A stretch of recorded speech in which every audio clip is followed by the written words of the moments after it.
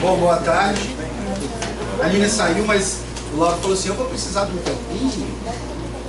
Como eu já conheço o Lauro, então já sei mais ou menos como é que é.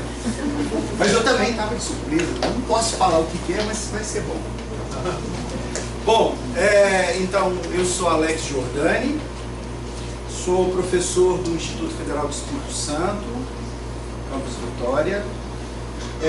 No Instituto Federal do Espírito Santo eu atuo no programa de pós-graduação em Educação em Ciência e Matemática, do IBCMAT, e na licenciatura em Matemática, lá no campus.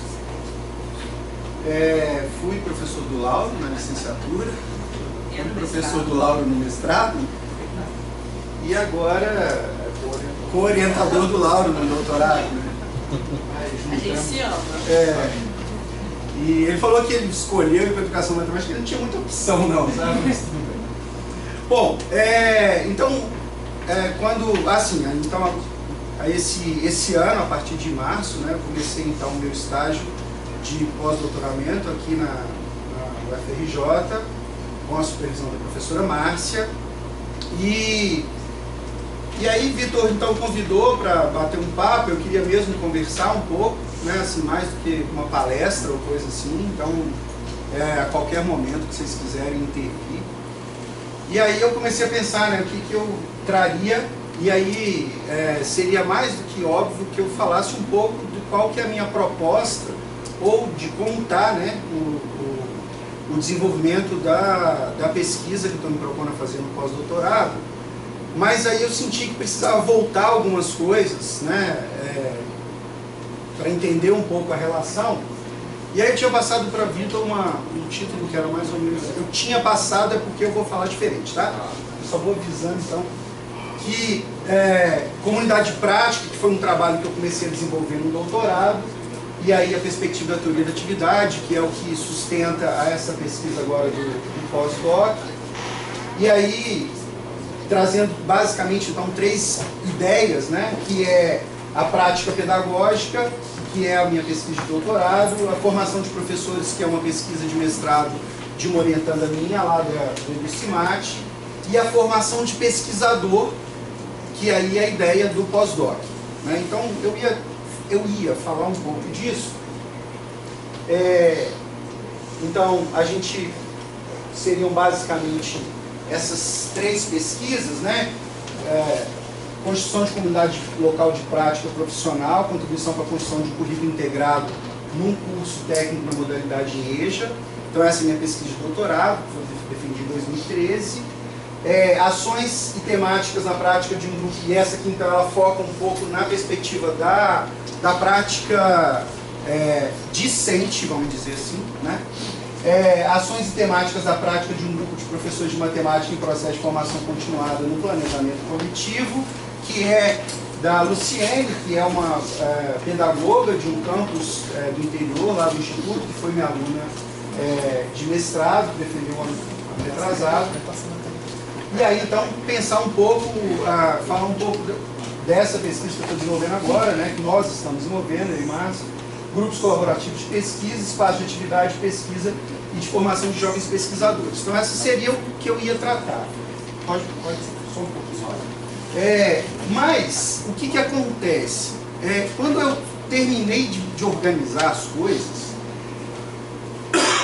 tem alguma coisa aí que está trazendo me veio uma coisa um pouco que me chamou a atenção e de certa forma tem muito a ver com a pesquisa do pós-doutorado, e aí eu resolvi mudar minha fala todinha, então não vou falar aquelas 2 coisas. Ontem eu terminei de preparar essa outra fala, então eu me organizei um pouco, vou trazer algumas coisas lá do doutorado e até do mestrado, mas eu comecei a pensar assim, em todas as pesquisas, eu posso dizer em todas, né? Desde a minha pesquisa de mestrado, depois minha pesquisa de doutorado, e, sei lá, 8, 10, não lembro mais, orientações de mestrado já concluídas. Em todas essas pesquisas, fora as pesquisas que a gente desenvolve fora do espaço Distrito Centro especificamente, a gente tinha um monte de problemas. Eu vou até evitar falar problema, porque depois eu uso muito problema, mas eu chamo de descaminhos que vão surgindo ao longo da pesquisa. E aí, eu pensando a formação do pesquisador, falando para, eu chamo de jovens pesquisadores, né? Todo mundo aqui é aluno de mestrado e doutorado, é isso? Certo? Quem é aluno de mestrado? Só para saber. Os outros são de doutorado? Levanta a mão, os doutorados.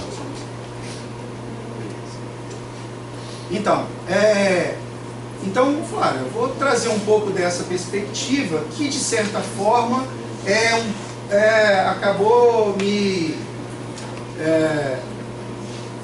organizando as minhas ideias, né, e me ajudou um pouco, me motivou um pouco a pensar nessa pesquisa e a pensar especificamente na formação do pesquisador. Bom, eu vou retomar então 2005, quando eu entro no mestrado. Eu fiz meu mestrado na UFMG, orientado pela professora Jussara, que é da área de modelagem, mas a minha pesquisa foi de formação de professores. Naquela época a gente fazia parte de um grupo de pessoas que estavam trabalhando mais ou menos uma mesma perspectiva. Então éramos alguns orientandos da Jussara e algumas outras pessoas que também se envolviam, a Terezinha, a Márcia, né, também fazendo parte, estava fora, de vez em quando estava participando. E aí o meu mestrado começou assim, eu tinha começado a ler lá em 2003, por aí, alguma coisa assim, alguma coisa sobre educação matemática crítica, mais especificamente o Oliskovsky. E aí eu então falei assim, isso, esse negócio vai ser minha pegada, né? Eu vou para essa linha. Logo depois saiu aquele texto do Cenários para Investigação também do Oli, né, tá na Bolema. E aí eu falei, não, é isso mesmo, já estava resolvido.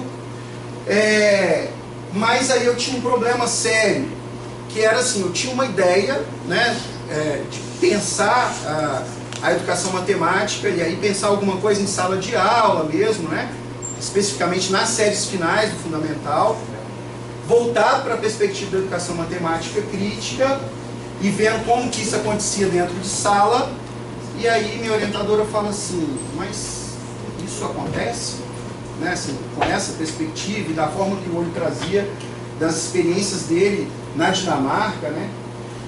E aí o negócio complicou bastante, porque eu digo que, e aí o título do slide, né, o maior problema para mim naquela época, e eu ainda acho que o maior problema para a gente tem sido o próprio problema. Então eu tinha uma ideia que eu achava que era muito legal, que meu orientador achava que era muito legal, mas eu não tinha problema. Não conseguia organizar aquilo em forma de uma questão que tivesse um significado acadêmico, né, que valesse a pena eu investir, que tivesse uma rigorosidade científica por trás, né? E eu fiquei um bom tempo sofrendo com isso, né, assim, mas muito tempo mesmo. E aí, assim, aí, né, ainda tinha as questões pessoais. Essa era uma coisa que para mim para mim sempre foi muito forte, né? Isso era um pouco da minha experiência e aí especificamente da orientação da Jussara, né? Como é que a Jussara conduzia as coisas. Então, assim, aquilo era, não podia fugir disso, né? Então eu tinha que ser uma coisa que eu queria fazer, e eu queria falar de educação matemática crítica, mas, né, naquela confusão danada. E aí, pode passar. E eu então comecei a tentar organizar e pensar como é que eu ia colocar aquelas ideias todas organizadas num problema de pesquisa. E aí aconteceu uma coisa engraçada, que tinha uma colega minha, tinha estudado comigo a graduação, sabia que eu estava fazendo mestrado, e ela vira para mim e fala assim, ah, você está fazendo mestrado?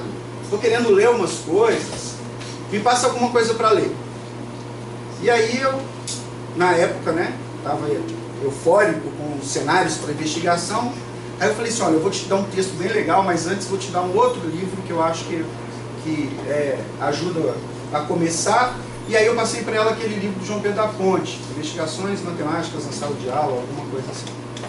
E ela começou a ler o livro. E ela então, sei lá, uma semana depois, Elisier, você conhece Elisier, né? A Elisier, inclusive, foi depois minha participante da minha pesquisa, eu trabalho minha pesquisa toda com ela, e ela fez questão absoluta de aparecer o nome dela na pesquisa, por isso que eu falo tranquilamente assim, né? É um nome diferente. Bom, mas aí eles vira para mim e fala assim, ó, poxa, eu achava que eu estava assim, né, fazendo, não estou fazendo nada, né? Como é que é difícil da gente mudar? E eles eram uma professora envolvida, que estava sempre discutindo, participando de grupos na UFMG e tal. Assim, eu estava achando que eu estava fazendo uma maravilha, eu descobri que eu não estou fazendo nada. Eles que é muito difícil mudar.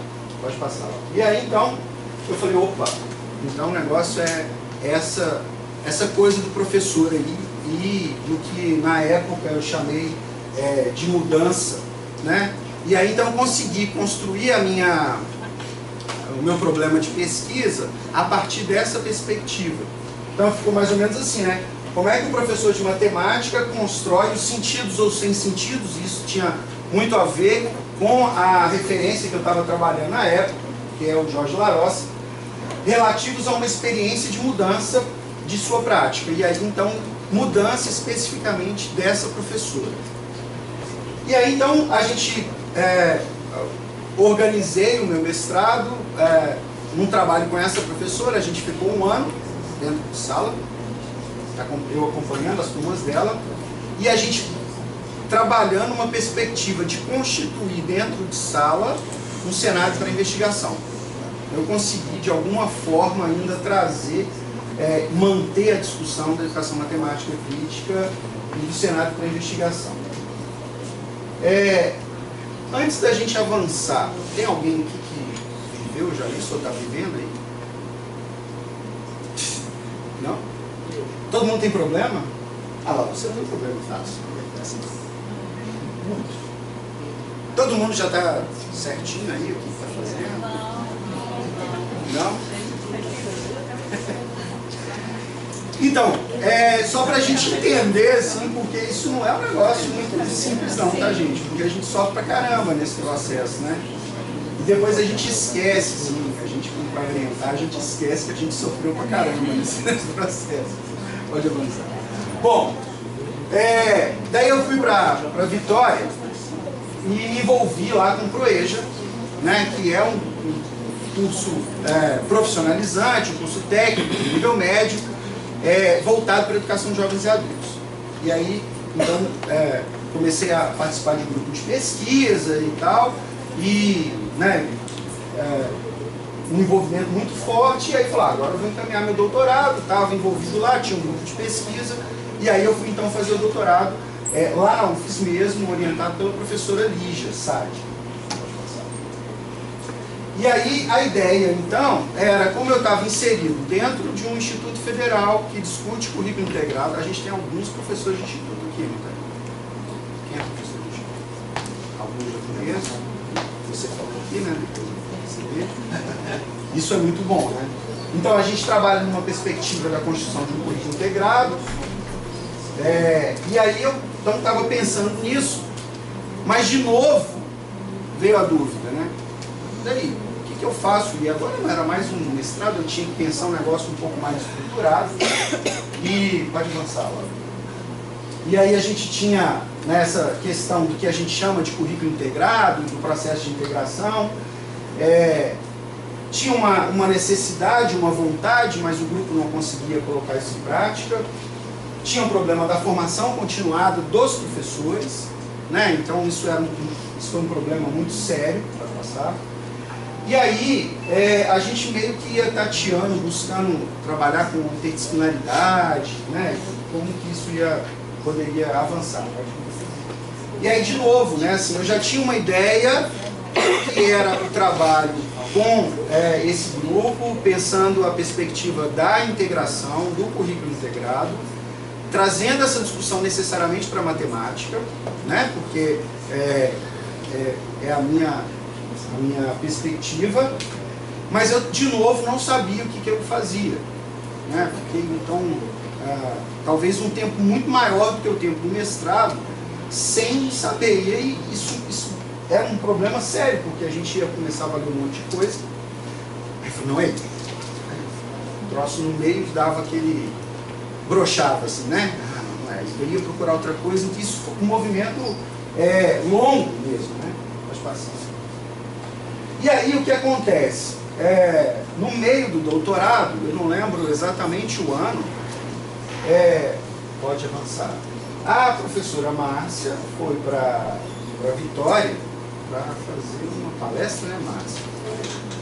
E a gente saiu um dia, assim, acho que para almoçar, sei lá, a gente dentro do carro, e a gente começou a conversar, e falando e tal, e aí a Márcia veio com essa ideia aí você já conhece essa comunidade prática? Não, conheço não.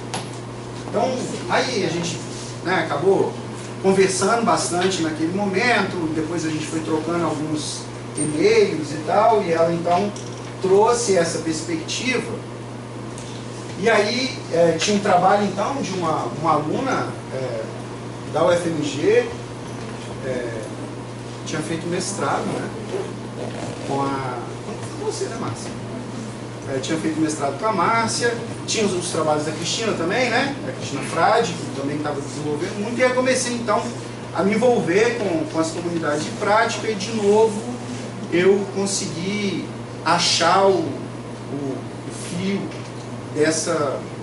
da pesquisa, né? E aí então fui constituindo. E aí então eu pensei então um problema, né? Que ficou mais ou menos assim. E aí essa perspectiva ela tem algumas questões, vou tratar delas, né? Mas como as características dessa teoria, que é a teoria da comunidade de prática, que surge em uma sala de aula, né, desse curso, e aí especificamente desse curso do ProEja, pode contribuir na constituição de um currículo integrado. Engraçado que matemática nem aparece aqui. E aí, então eu fui para desenvolver minha pesquisa, né, já fui para pesquisa de campo, né, assim, já tinha as coisas bem organizadas, aprovado no CEP, aquela coisa toda. E aí eu começo a acompanhar uma turma de alunos do primeiro ano desse curso em 2011. Então essa conversa deve ter sido lá para 2010, alguma coisa assim, né? Essa turma tinha uma característica específica, assim, algumas características, né? Era uma turma que tinha 50 alunos, então era uma turma exageradamente grande. Era uma turma que tinha trocado de professor, trocava de professor assim, acho que em 6 meses eles tiveram 5 professores de matemática. E aí no meio, em menos de 6 meses na verdade, no meio do semestre o Instituto entra em greve, né? Então foi uma greve pesada que a gente fez em 2011. E aí falei, pronto, agora acabou a pesquisa, né? E aí dançou tudo. E aí outro problema de novo, né? Que aí eu já tinha as coisas definidas, já tinha problema, já tinha teoria que ia dar suporte, mas eu não tinha campo de pesquisa. E aí então eu resolvi falar, não dá. Essa turma ficou para trás, pode avançar. E aí eu fui para outra turma então, né? A pesquisa parou completamente e eu fui tentar desenvolver a pesquisa na turma de 2012. Depois eu vou falar um pouquinho daquilo. Mas essa turma de 2012 tinha, pode avançar lá, tinha outras características que de alguma forma marcaram muito forte a pesquisa e que eu tenho tentado trabalhar um pouco hoje nessa perspectiva. E aí depois, mais para frente, eu vou apontar algumas questões, né, que eu acho que podem ser importantes. Mas o que acontece? A gente teve, em 2012, 4 pesquisadores na mesma sala desenvolvendo a pesquisa. Então, a gente tinha eu fazendo minha pesquisa de doutorado, a Glória era aluna nossa, primeira turma do CIMAT, fazendo a pesquisa de mestrado dela. O André, também da primeira turma, o André acho que era da segunda turma, né? O André, que era da segunda turma do CIMAT, também fazendo a pesquisa dele, trabalhando com material didático. E a Márcia, não é essa Márcia, Márcia Cade, que fazia a pesquisa dela na Espanha, era um doutorado que ela fez na Espanha, e ela fazia também dentro de sala de aula.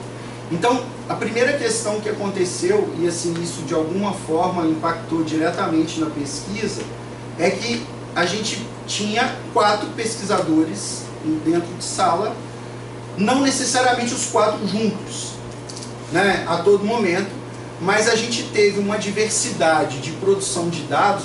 A gente tem dados hoje guardados até hoje, e aí a gente trabalhou com essa diversidade de dados. Então, só para a gente ter uma ideia, fora esses dados que a gente pega, né, mais gerais, do sistema acadêmico e o núcleo pedagógico, a gente tinha um questionário que a professora Márcia tinha aplicado, e esse questionário foi socializado entre os outros 3. Eu e a Glória tínhamos feito observações das aulas, 68 aulas. A gente tinha então 24 aulas gravadas em vídeo. Às vezes eu não ia, às vezes a Glória não ia, às vezes estavam os dois, né? 36 horas de gravação de vídeo. A gente tinha as produções dos alunos, que os alunos, né, produziam dentro de sala. O André, que estava desenvolvendo a pesquisa, também era professor da turma. E aí então o André, ele escaneava essas coisas todas, isso também foi socializado. E ainda tinha algumas coisas que eram específicas da minha pesquisa, que foram algumas entrevistas com alunos e com alguns professores de outras áreas. Mas assim, uma coisa que nesse momento que me chamou muita atenção e que marcou bastante nessa fase foi a perspectiva da gente ter, primeiro, muita gente envolvida, e isso, os 4 pesquisadores,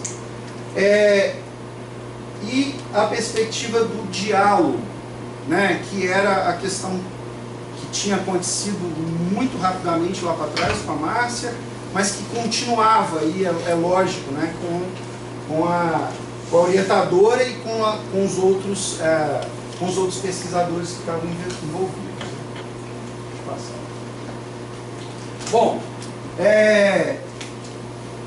eu tenho falado bastante desse material e tenho insistido um pouco nisso, porque uma outra questão que eu vivenciei aí no doutorado, no mestrado, desde o começo do mestrado, era assim: como é que a gente faz para analisar os dados? E aí, assim, isso para mim era um problemão, assim, porque eu não conseguia entender como é que acontece essa história, né, de análise de dados, né? Você tem lá uma quantidade muito grande de dados, e eu tinha, e eu não conseguia organizar esses dados.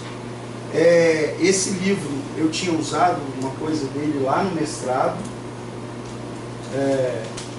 e ele tinha me ajudado algumas questões. Eu então retomo essa discussão no doutorado e parto da análise, ou da proposta de análise que o Lincoln e a Lincoln e o Huber fazem, que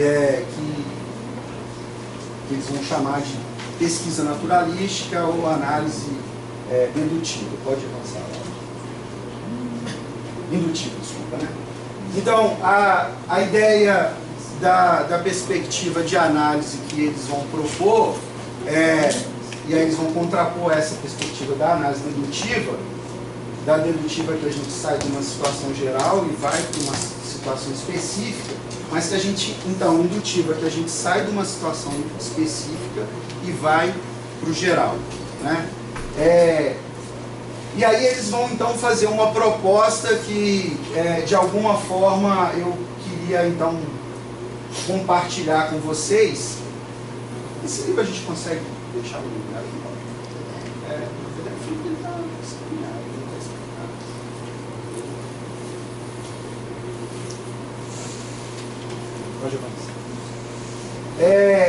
Uma outra ideia que os autores vão colocar e que eles vão trabalhar é o que eles chamam de categorias emergentes. Então, as categorias elas vão surgindo à medida que a gente vai trabalhando em cima da análise, né? Eu vou dizer como é que é isso. E elas vão se constituindo basicamente ou mais fortemente numa perspectiva empírica, elas surgem dos próprios dados, mas é claro, elas trazem ou carregam um suporte teórico, né? Porque a gente vai fazer e a gente está ali imbuído da teoria e envolvido com a teoria. Bom, como é que então eu fui proceder e como é que eu fui fazer o processo de análise? O primeiro movimento que eu fiz foi de ouvir tudo que eu tinha. Algumas coisas eu tinha escrito, né? Óbvio, era mais simples. Mas eu tinha muita coisa gravada em áudio e muita coisa gravada em vídeo. Então eu fui ouvindo tudo que tinha sido produzido e algumas coisas, vale a pena lembrar, tinham sido produzidos, algumas dessas gravações tinham sido feitas sem a minha presença dentro de sala, né? Porque foi a Glória que gravou e eu estava com esse material. Então eu precisava ouvir essas com um cuidado um pouco maior.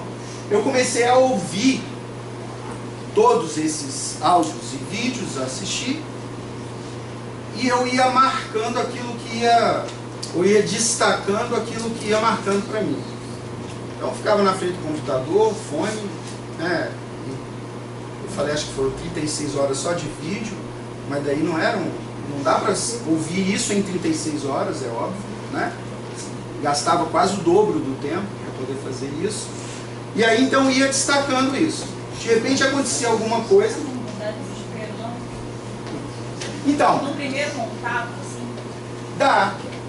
Mas é por isso que eu resolvi falar disso, né? Não estou sendo muito contra, assim. Sente sozinho. Pois é. Então, mas a perspectiva de tratar disso é para a gente perceber o seguinte, que quando a gente estiver desesperado, não, outras pessoas fizeram isso e deu certo. Assim, bom, certo não sei, mas pelo menos saiu alguma coisa, né? Tem o título. Né? Mas aí então eu fui ouvir, assistir as gravações, e eu ficava com um papelzinho do lado. A primeira coisa que eu fiz foi organizar tudo. Eram 36 arquivos, então eu organizei aquilo por data, coloquei nome, numerei os arquivos para facilitar e tal. E aí eu ia. Arquivo 1, lá na frente, dia tal, da aula de matemática, porque tinha outras aulas ainda, não era só as aulas de matemática. Aula de matemática do dia tal, tal. E aí começava então a assistir o vídeo. De repente, um negócio, opa, tem uma coisa legal acontecendo aqui. Aí eu ia lá anotar. Começou no 1 minuto e 5 segundos e foi até 2 minutos e 20 segundos. Deixava aquilo anotado. Continuava assistindo. E aí eu tinha então, depois que eu terminava de assistir aquele arquivo, né, que normalmente era a aula, eu tinha, sei lá, umas 20, 30 anotações de situações que eu achava que de alguma forma impactava na minha pesquisa. Assim, outra coisa, assim, problema de pesquisa impresso, colado na frente. De vez em quando eu tinha que olhar e ler para ver o que é que eu estava fazendo, para também, porque o que acontece? Nessa experiência vão acontecer um monte de coisa legal, mas coisa que não tem nada a ver com sua pesquisa, né? E aí é outro risco, né? Eu não tinha mais tempo. Quer dizer, eu até tinha, mas assim, porque eu acabei terminando o doutorado um pouco antes do prazo, mas eu precisava encaminhar as coisas. Né? Bom, feito isso, eu tinha então lá um monte de coisas, e falei assim, agora eu preciso ver isso escrito, né? era outro problema. Aí foi uma opção minha não fazer a transcrição, porque eu não tinha nem dinheiro para pagar transcritor e nem tempo para fazer a transcrição de tudo. Então a minha opção foi não transcrever tudo e foi captar as coisas a partir do vídeo. Bom, depois que eu tinha tudo pronto, então eu fui fazer a transcrição, porque aí eu precisava do negócio escrito. E transcrição de vídeo não é igual a transcrição de áudio, de entrevista. Você vai dizendo o que é, porque você precisa colocar, né? Porque às vezes, em algum determinado momento, o aluno, por exemplo, quando eu estava filmando um grupo de alunos trabalhando, ele fazia um desenho e aquilo tinha me chamado a atenção. Então eu precisava, além de descrever a fala dos alunos, descrever o que é que ele tinha desenhado, e mais, eu tinha que voltar no vídeo, porque aquilo depois podia me ajudar, tirava um print da tela do desenho e guardava aquela imagem, porque aquilo poderia me ajudar em algum momento, e realmente ajudou bastante. Muito bem. Eu não lembro mais, eu perdi essas informações, mas eu tinha alguma coisa de em torno de uns 300 momentos, a gente pode chamar de episódios, né? Que foram então, de alguma forma, destacados por mim, que eu achava que tinha alguma coisa a ver, que era legal para pesquisa, que eu podia utilizar. Às vezes eram falas simples, uma frase que o aluno falava, às vezes era 2, 3 minutos de interação entre um grupo de alunos ou entre um grupo de alunos e o professor, né? Então tinham coisas pequenas e coisas grandes. Bom, depois que eu estava com essas, vamos chutar aqui uns 300, pode passar, nem sei mais. Ah, sim. Depois que eu estava com esses 300 negócios organizados não, né? Descritos, daí eu já acreditava que eu precisaria voltar muito pouco aos vídeos, e foi realmente isso que aconteceu. Depois às vezes eu ainda tinha que voltar para entender assim, o que tinha acontecido antes, qual que era o contexto, né? Mas isso era mais simples. Eu fui trabalhar com Excel. Hoje a gente tem outras ferramentas um pouco melhores, às vezes caras, mas às vezes vale a pena, né? Você vai trabalhar com o que, Laura? Não, nesse não. De análise. Atlas. Atlas. Tá no Excel? Não, isso muito bem. Então, eu precisava de uma ferramenta que ajudasse a organizar essas coisas, porque eram muitos dados, muita coisa, e eu não tinha ideia de como que eu ia fazer isso. Algumas pessoas falavam assim, a gente fazia com papel.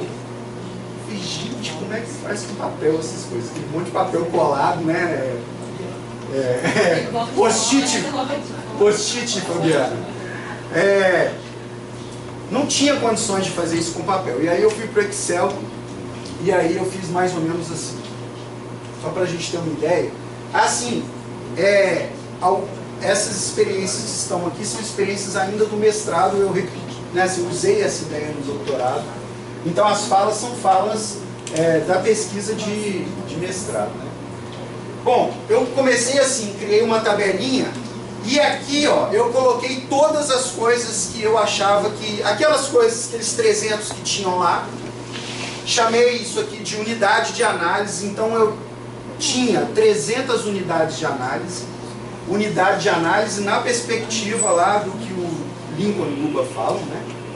Eu tinha então 300 unidades de análise, eu coloquei duas colunazinhas só para eu me organizar, que era qual arquivo que estava. Então essa aqui provavelmente foi a primeira conversa que eu tive com a professora, e dentro daquela conversa foi a segunda coisa que me chamou a atenção, né? Só para eu ter essa ideia assim, de onde que estava.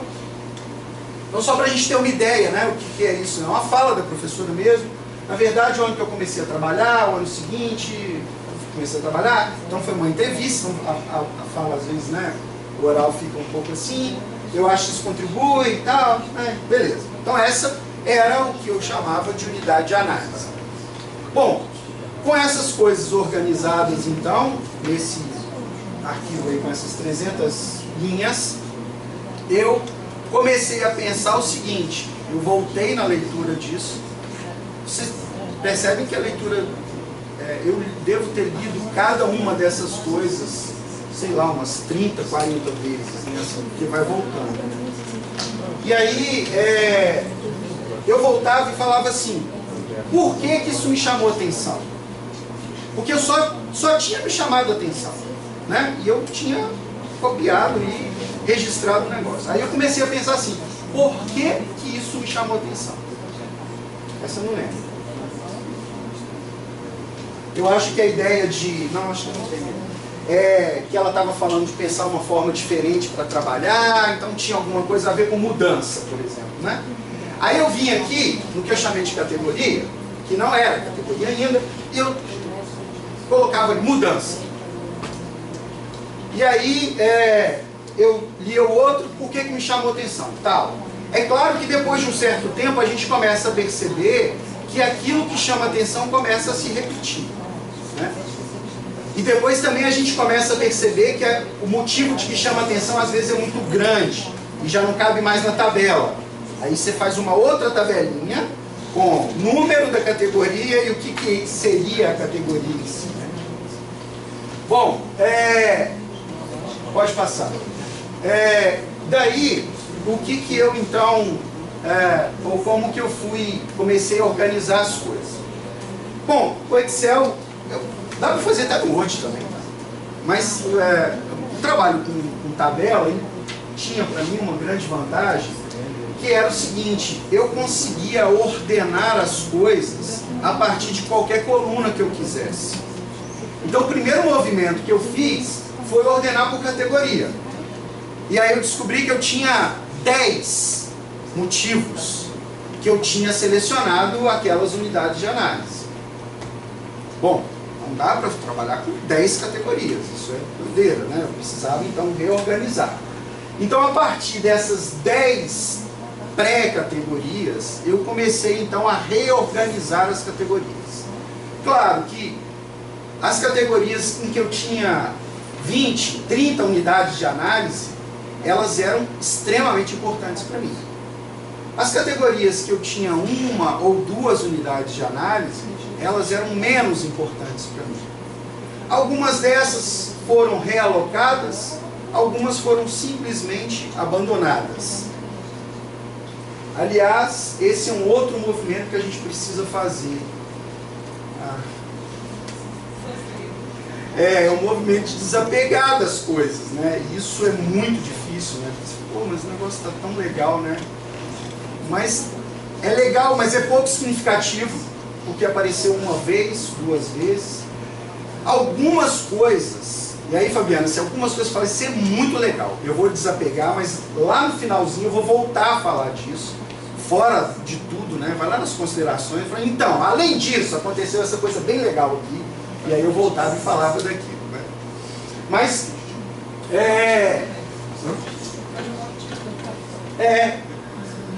ou então vira uma outra coisa depois, né? Um outro artigo.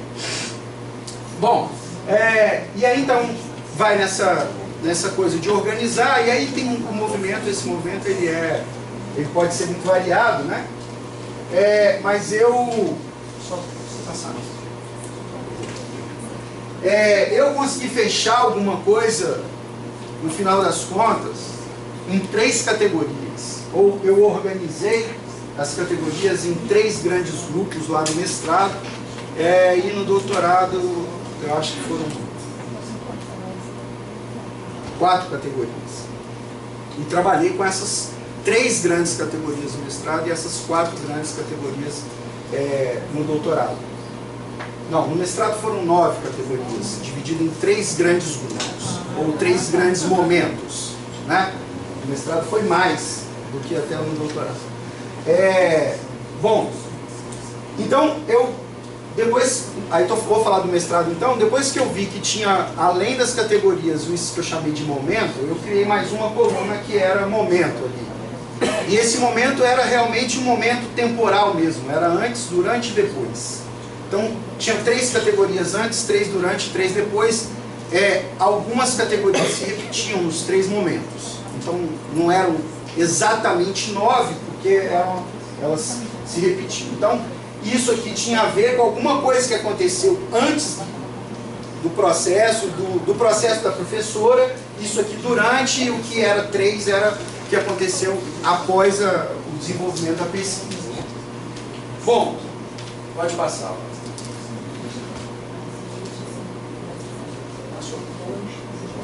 Não, volta. Bom, nessa história toda, eu ainda fiquei com uma quantidade ainda muito grande de dados. Sei lá, eu tinha umas 100 páginas só de dados. Aí tinha outro problema, de novo, né, Fabrício? Desapega, porque eu não vou poder usar tudo isso. Não tinha condições de utilizar tudo isso. E aí eu fui fazendo um outro movimento que era dizer assim, tá bom, agora eu já tenho as categorias definidas, já tenho as coisas organizadas, eu preciso saber assim, o que efetivamente eu vou usar. O que é mais importante que isso eu vou usar efetivamente no texto da dissertação, no texto da tese. Né? Sendo bem direto. Né? E aí, então, eu percebi que antes ainda de começar a fazer isso, eu precisava organizar, ter uma estrutura de como que esse texto ia ficar. E aí eu comecei a pensar como que as categorias iam aparecer no texto, qual o primeiro, qual o segundo e tal, e dentro de cada categoria, como que as unidades de análise iam aparecer. E aí eu criei uma outra coluna que eu chamei, aqui não era mais a ordem em que ela aparecia lá no texto, na entrevista ou na aula, mas a ordem em que ela apareceria no texto. Então, olha só, isso aqui é a primeira coisa que vai aparecer no texto. Aí eu chamava de 100. Mas não era não era o primeiro? Não, é porque eu sabia que lá no final ia aparecer outra coisa que eu ia colocar antes. Então eu dava números grandes no doutorado. No mestrado, o doutorado que fez isso, porque o mestrado não, né? Eram números pequenos e eu tive muito trabalho. Depois eu tinha que ir alterando um a um para mexer. Então, aí eu então chamava aquilo de 100 e lia o outro, não, isso aqui está mais para o final, eu chamava lá de 800, e aí ia encaixando tudo que aparecia entre 100 e 800, e às vezes aparecia coisas ainda que eu achava que deviam aparecer antes daquela que eu achava que deveria ser a primeira. Né? Então, e aí, de novo, a gente vai então percebendo que entre essas unidades, por exemplo, que aí eu ia tratar diretamente das unidades, então essa unidade, por exemplo, são 2 frasezinhas, né? Claro que nem sempre eles chegam onde... É a professora falando. Nem sempre eles chegam onde você quer, mas aí você leva onde você quer. Estava falando do que ela entendia, compreendia do próprio processo de ensino-aprendizagem dos alunos, né? Mas eu percebia que algumas unidades começavam a se repetir. Então eu fui... E aquelas que estavam mais próximas, né? Elas traziam a mesma questão, e aí eu fui fazendo opções. Tá, essa eu não vou colocar, essa aqui está melhor, então deixa essa. Tal. Até então, que eu consegui chegar numa configuração em que eu basicamente copiei essas unidades de análise do Excel, joguei no Word e fui então construir o texto. Né? O texto de análise.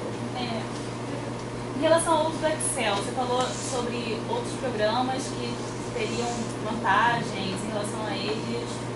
O que seria mais ou menos? Qual a diferença de um para o outro? Vamos lá. O Excel é uma planilha. Sim. Os outros programas são programas de análise de dados. Então eles fazem todo esse processo com processos próprios para isso. Então isso não é uma coisa que você vai ter que ficar mexendo muito com o Excel, né?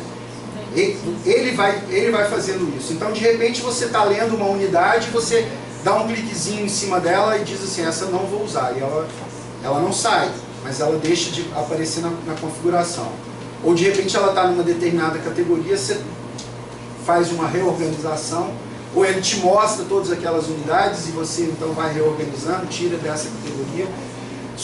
Então, eles fazem isso só que com uma facilidade grande, porque eles foram feitos para fazer isso. Né? Eles são softwares bem específicos. Eles não trabalham com tabela, é bem mais interativo. Né? A gente tem o Atlas, que o Lauro vai trabalhar com ele, e tem um monte de software por aí. Tem um software que a gente trabalhou um tempo, que da Universidade do Porto. Universidade do Porto? WebQDA, que é um software online, mas é pago. Mas ele é fantástico, trabalha com vídeo, com imagem. Daí você pode, por exemplo, quem trabalha com imagem, eu trabalho basicamente com texto, né?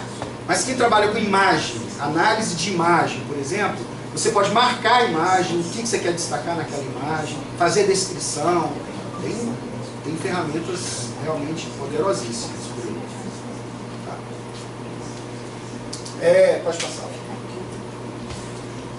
Bom, e aí então, eu fiz essa organização dessa estrutura, né, assim, do que seria, e aí eu parti basicamente para a escrita do que é aquele capítulo de análise, né?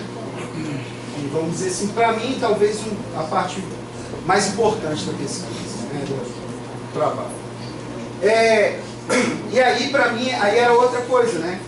Era o que eu tentava fazer com cada unidade selecionada, ou com às vezes 2 unidades, quando elas estavam próximas, era trabalhar com a descrição, porque aí o que estava lá na unidade às vezes não dava conta, então eu tinha que contar uma história de como é que aquilo surgiu, trazer o suporte epistemológico que me sustentava, né? No caso do doutorado, as comunidades de prática, resgatando o que já tinha sido feito lá no capítulos anteriores, e trazer a minha perspectiva, né? Como que eu então entendi aquela situação, com aquela conversa, com o meu suporte epistemológico e o que eu compreendia daquele processo. O que eu então via naquilo, né? O que aquilo então me saltava aos olhos. Bom, alguma questão? Pode que você já foi perguntando, mas esse foi um pouco da minha trajetória, podemos dizer, da minha trajetória de formação enquanto pesquisador, né?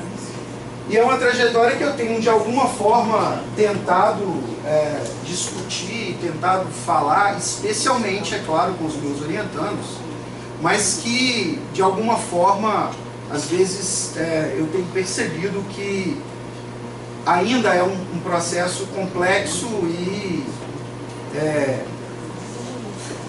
muitos aqui são professores, né? Assim, sabe? Você fala, caramba, não teve jeito, né?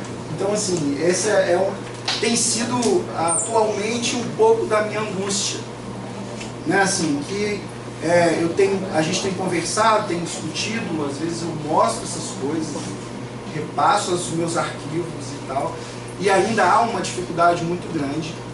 Então, a partir um pouco dessas dificuldades é que veio a ideia da pesquisa de pós-doutorado, né? Então, aí, essas minhas experiências, né, desde a graduação, lá com o TCC, que eu não falei dela, tem até vergonha dela, eu tenho mesmo. Eu descobri que esse TCC meu não está em lugar nenhum, falei, tá bom, deixa assim mesmo. Depois a pesquisa de mestrado, o doutorado e, é claro, as orientações, né? Então, essa vivência foi um pouco me provocando, né? E algumas questões que a gente tem encontrado por aí, que tratando especificamente desse processo de formação do pesquisador. Se a gente parar para pensar, a gente vai perceber que, por exemplo, a gente tem, o nosso caso ainda é um pouco melhor, né? Mas só para a gente ter uma ideia, que disciplinas vocês têm aqui no programa que são específicas de formação do pesquisador? Metodologia obrigatória? Tem doutorado também? Tem. São outra disciplina. Uma do mestrado e uma do doutorado. Diferentes. Então, eu estou dizendo isso porque a gente tem vários programas que nem a discussão de metodologia tem. Mas normalmente a gente tem uma disciplina nos mestrados e doutorados na área de educação e de educação matemática. A gente tem uma disciplina que é essa disciplina de metodologia. E aí é isso também, né? Essa é uma disciplina, podemos falar assim, Vitor? O seminário é uma disciplina, né? Esse é um momento que também é um processo de formação do pesquisador, né? Porque se a gente vem, por exemplo, falar de pesquisas que foram desenvolvidas, de como isso desenvolveu, de alguma forma, vai interferir. E é claro, a gente tem outros espaços, né? Eventos e coisas do tipo assim. Mas a gente percebe que, por exemplo, outros programas não têm, às vezes, nenhuma disciplina, né? O cara vai aprendendo na lata, né? Então, uma questão é que essa perspectiva da formação do pesquisador ainda é pouco pesquisada, né? E aí, então, a ideia e a necessidade de aprofundar um pouco mais nisso, né? Pode passar. E aí, então, eu comecei a pensar assim, especificamente na formação do pesquisador, e aí meu problema de pesquisa ele se constitui dessa forma. Mas essa é outra coisa que eu gosto muito de falar. O problema de pesquisa, mais ou menos junto com o título, é uma das últimas coisas que a gente faz, porque ele vai se constituindo, e ainda é muito comum a gente mudar depois da banca, tanto o título quanto o problema, né? Porque ele vai se constituindo mesmo, isso não é problema. Mas então esse é o que a gente está conversando hoje, né? A gente e Márcia, como grupos colaborativos de pesquisa podem se constituir como espaço de atividade de pesquisa, e aí a atividade de pesquisa tem a ver com o suporte teórico que eu estou trabalhando, atividade de pesquisa e formação de jovens pesquisadores, graduandos, mestrandos, doutorandos e professores de educação básica. E aí vou dizer por que então eu abrangi todo esse grupo, né? Desde graduandos até doutorandos e professores da educação básica que já são graduados, né? Graduados, mestrandos, doutorandos. Bom, como eu disse, eu estou no Espírito Santo. Atualmente eu estou envolvido lá no Espírito Santo em 2 grupos de pesquisa, mais efetivamente em um grupo de pesquisa. Então, um dos espaços em que eu pensei em desenvolver a pesquisa seria esse grupo, né, que é o GRUPEM. O GRUPEM, ele reúne hoje 3 professores do EduCimat e seus respectivos orientandos, acho que 2 professores que não são do programa, são professores do Instituto, mas não são professores do programa, e os respectivos orientandos destes 5 professores de iniciação científica. Então, são alunos que fazem parte são graduandos, né, são licenciados em matemática. Instituto Federal do Espírito Santo.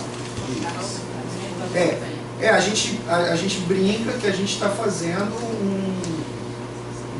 um núcleo do IFES aqui no Rio, né? Hoje somos eu, Lauro e Dora, né? Rúbia, que está fazendo uma disciplina aluno avulso.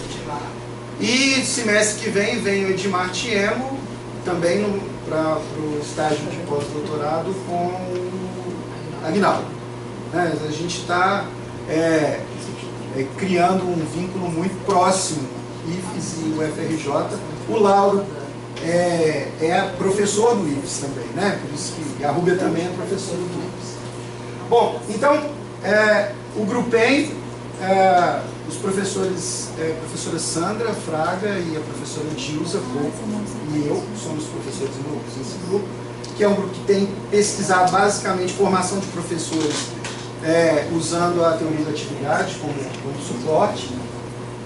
Então esse era um momento.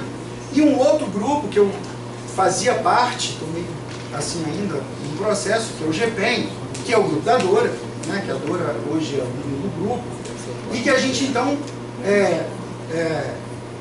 constituiu uma pesquisa do grupo, assim, uma pesquisa que não tem vínculo necessariamente com o estrito senso, tratando de uso de tecnologias na educação básica, envolvendo alunos do ensino médio, alunos do IFES, envolvendo alunos da educação do ensino fundamental 2, trabalhando com programação, linguagem de programação, pensando no desenvolvimento do pensamento matemático a partir do pensamento computacional. Seria mais ou menos essa ideia. Esse grupo é formado por ex-alunos do CIMAT, a Rúbia, o Vitor, por professores do IFES, outros professores, por professores da educação básica e tem um aluno da licenciatura que está acompanhando. Então esse seria um outro espaço. Então esse grupo está desenvolvendo uma pesquisa. Esse seria um outro espaço. Assim, além disso temos eu e o professor Rony, que também é professor do CIMAT, que também fazem parte desse grupo. Então esse seria um outro espaço em que eu ia então ser um espaço de produção dos meus dados, né, de pesquisa. Só que aí as coisas mudaram um pouquinho, pode passar, e aí... então no final, será que eu tenho essa parte? Bom, avança, depois a gente volta nisso. Talvez eu não fale isso.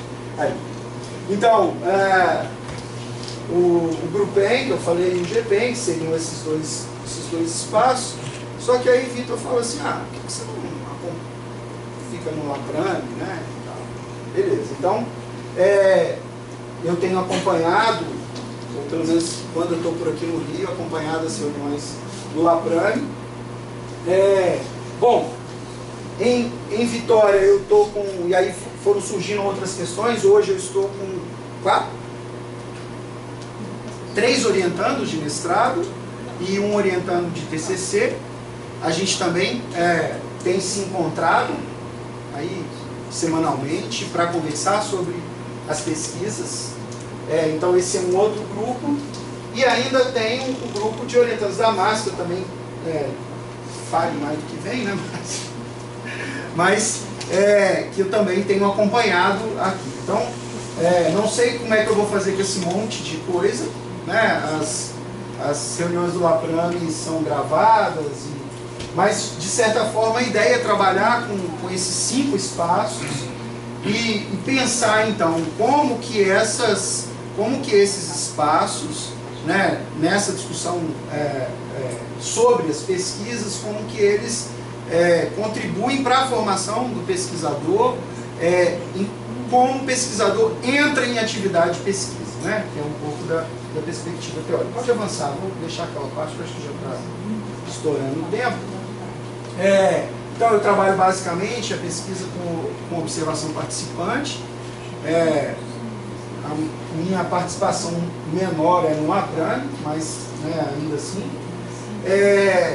E alguns momentos de entrevista, tanto com orientandos quanto com orientadores, registrando isso também tudo em áudio e algumas em vídeo. E aí, algumas coisas que a gente já tem percebido, eu e Márcia, nas nossas conversas, eu queria trazer assim, já para a gente começar a pensar, e talvez um pouco para a gente, e aí agora com uma outra perspectiva, para agora pensar como pesquisadores em formação e como que de alguma forma essas questões que são ainda muito simples, né, porque a pesquisa está ainda em desenvolvimento, está no começo, mas que elas podem de alguma forma contribuir nesse processo. Lembrando que contribuir no processo de formação, no meu processo de formação enquanto pesquisador, necessariamente significa contribuir no desenvolvimento da minha pesquisa, né? A pesquisa de vocês. Então isso é uma questão que eu tenho uma relação bem direta. Bom, a primeira questão que eu acho que marca,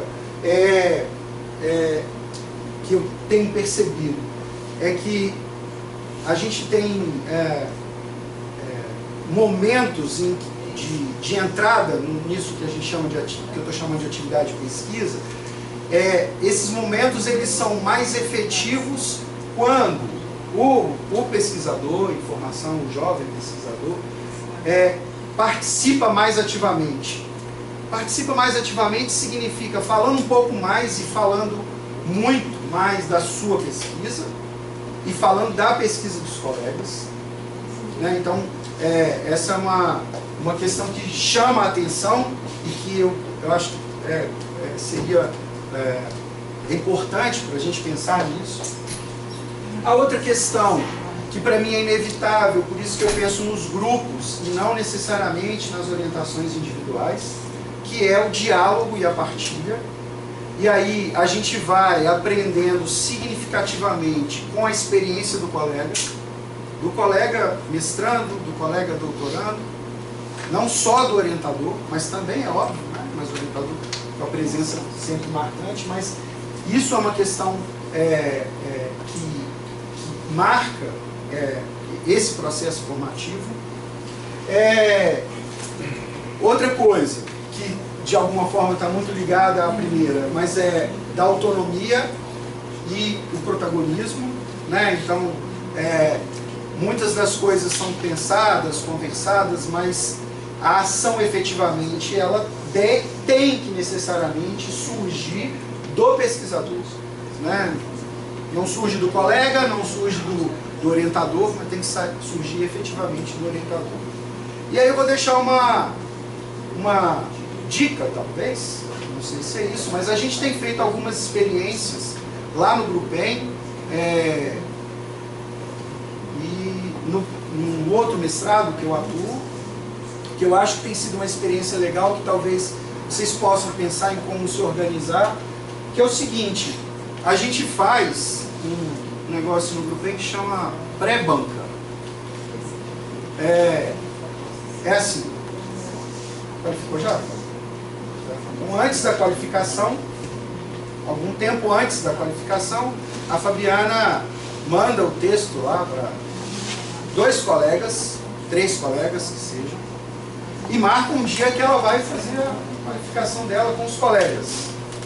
Então, quem é a banca, ou quem se constitui nessa pré-banca, são os colegas de doutorado ou de mestrado. No Grupem a gente envolve necessariamente um aluno da graduação na pré-banca, então ele vai fazendo esse movimento, e outros alunos de mestrado. E aí é uma banca normal. A Fabiana vai lá, apresenta o que ela pensou para apresentar na qualificação, e os colegas vão pontuar. Bom, o que muda aí? Muda que a gente olha para o texto com uma outra perspectiva. A gente olha para o texto pensando assim: o que ela está querendo dizer com isso? O que é isso aqui? E de certa forma isso remete à nossa própria pesquisa, né? Assim, então é um olhar, vamos dizer, mais crítico. Então, eu acho que é altamente saudável a gente pensar nessa perspectiva de, em processo formativo de pesquisador, nos colocarmos como pareceristas. Sim, é uma atividade corriqueira do pesquisador, com certeza. Acho que você não estava aqui, mas o Vitor apresentou o regimento do PEMAT, do seminário, e a proposta é que tem essas bancas entre a gente, das linhas. Já fez. A gente aprovou na última, acho que ficou um doutorando, 2 mestrandos em cada banca. Ah, beleza, isso não estava mesmo. Então, acho que essa é uma experiência que eu acho Essa é uma dinâmica do seminário. do seminário, bem antes da Da qualificação. linha de educação matemática. Muito bom. Então, a outra coisa, assim, se coloquem à disposição de revistas, de eventos, para dar parecer. Aliás, se alguém quiser, eu estou com alguns... lá eu estava falando aqui da Lilian, que o subeixo dela está organizado, o meu não está tão organizado assim. Foi direto. Educação de Jovens e Adultos, eu tenho lá uns 5 trabalhos que ainda estão agarrados lá. Se alguém quiser, pode me procurar, que eu terei o maior prazer em distribuir. Então esse é um movimento legal, assim, de pegar um texto, olhar com uma perspectiva crítica, né? Assim, o que precisa ter um texto? Quando a gente começa a pensar no que precisa ter, eu vou pensar no que eu tenho que escrever, né? O que está faltando aqui? Onde que não foi? Então, eu acho que é um movimento extremamente importante nesse processo formativo. E, para terminar, essas são duas palavras que às vezes a gente tem certo receio de usar, mas são palavras que estão muito próximas à perspectiva da teoria da atividade, né? Especialmente as ideias lá de Vygotsky, em que a gente desenvolve, ou a gente passa por um processo de aprendizagem em mais ou menos 2 momentos. Um momento que a gente chama de reprodução, mas que não é uma reprodução mecânica do processo, né? Mas é assim, olha, eu aqui, como estagiário de pós-doutorado, inevitavelmente eu olho para a Márcia, inevitavelmente eu olho para o Vitor, para o Aguinaldo e os momentos que a gente tem dentro do programa e foi, poxa, isso é legal, hein? Esse negócio aqui é legal. Esses dias eu estava conversando isso, né, Márcia? De como que a possibilidade a necessidade de oxigenar as ideias é importante. Né? Assim, eu estava falando isso com a Márcia, tanta coisa que veio depois que eu comecei a vir para cá. Mas, então, de certa forma, um pouco nessa perspectiva, uma reprodução crítica, né, de olhar para aquele que já tem uma certa experiência, vamos dizer assim, e aproveitar desses momentos. E aí o segundo momento, que a gente chama de apropriação, né, que é esse processo de apropriação do conhecimento e, então, efetivamente entrar, daí, né, o que a gente coloca, entrar em atividade, e aí, atividade pesquisadora. Bom, então era isso. Tinha uma parte da teoria da atividade mesmo que eu tinha colocado ali, mas o tempo acho que já está estourando e a gente também abre para... Se alguém quiser colocar alguma coisa.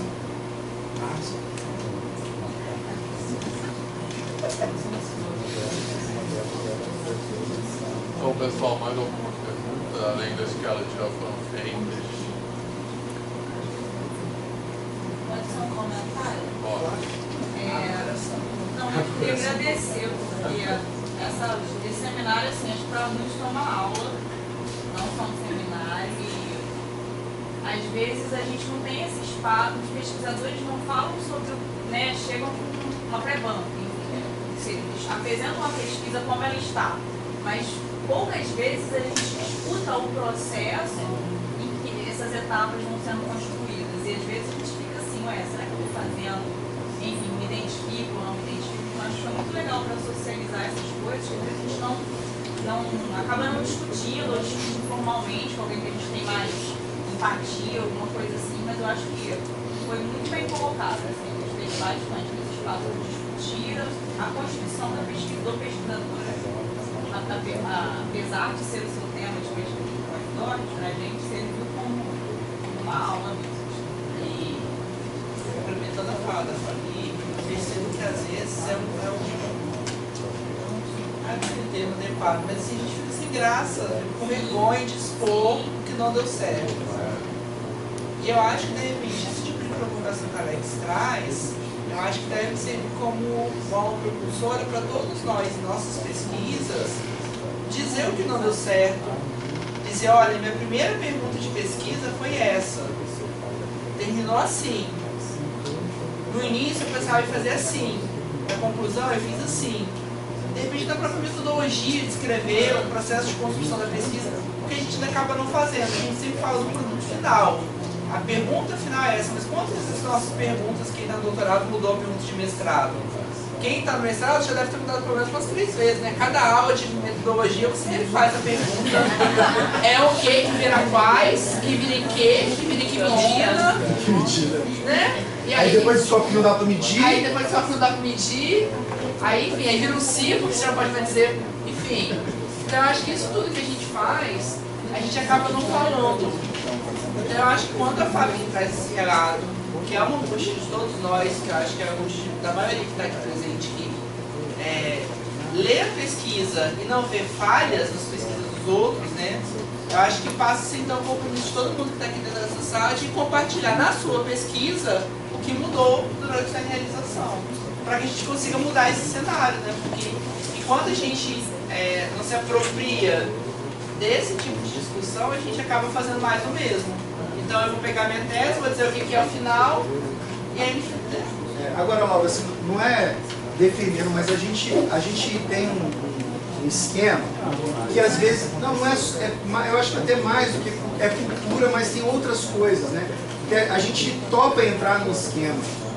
E esse esquema, eu acho que ele é meio sacana, assim, né? Porque você tem 30 minutos para falar.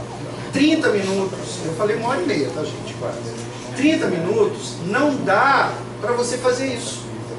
Então você não apresenta o final. Não, mas assim, no próprio texto lá. Ah, sim. na metodologia. Entrei no mestrado com um projeto para falar sobre tal coisa. Mudei totalmente, porque Eu acho que eu não sei se existe um artigo que diga isso, né? O quanto uma pesquisa mudou, enfim. Eu não sei se alguns fazem isso, mas eu De vez em quando. a gente tem a trajetória na tese, mas às vezes na trajetória a gente fala da gente, da nossa trajetória em isso, como para a pesquisa, mas não a para na trajetória da pesquisa, né? Para quando entra na porta do gestante. Eu vou tentar resgatar, mas a Jussara tem um artigo que ela escreveu, a Bruna fez? Na dissertação da Bruna, ela fala que ela não conseguiu responder a pergunta. Pois é. E aí ela discutiu. Mas a Jussara também, numa pesquisa que ela desenvolveu já depois do doutorado, acho que ela escreveu um artigo assim, que era basicamente os problemas, problema confunde, né? Os descaminhos que ela teve no desenvolvimento da... Não lembro, mas eu vou tentar resgatar. Eu acho que isso é importante, porque muitas vezes a gente acha que expor isso na apresentação não dá tempo, de fato. E às vezes você vai escrever um artigo, não dá tempo, não cabe por causa das limitações da revista. Então, mas no texto, aprovar, né? Você não tem aprovar na revista, né?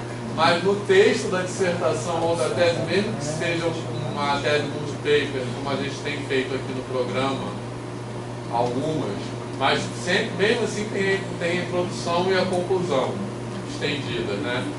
Mas eu acho que o importante é que a gente tenha essa cultura de achar que isso enfraquece, que expor esses percalços, essas não linearidades, enfraquece o trabalho, né? E ao contrário, isso fortalece o trabalho, eu acho, porque um trabalho que não é sensível a essas diversas assim, coisas que vão acontecendo ao longo do percurso e que se mantém rígido, assim, que não se sensibiliza, como eu falei, né? Não muda.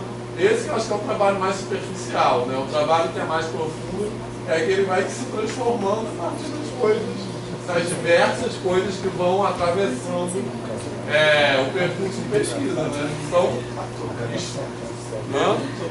é mais ou menos como a gente planeja a aula, né, Vitor? Exatamente. Eu costumo dizer assim, se você conseguiu executar todo o seu planejamento, então sua aula não foi boa.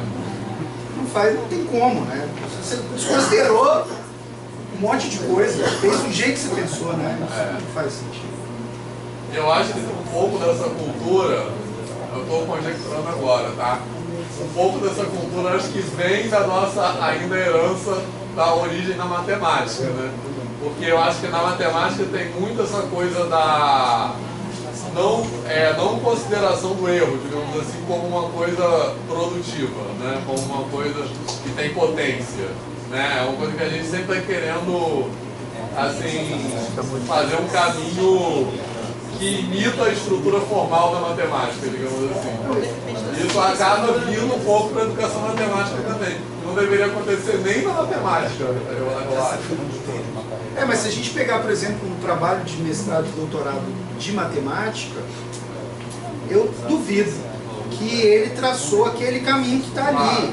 Ou aquele livro de análise, que bota lá. É fácil ver. Basta tomar delta igual a raiz quadrada. Tinha um professor lá na PNG que falava assim, isso aqui é muito trivial, não vou demonstrar. 10 páginas. Tudo bem?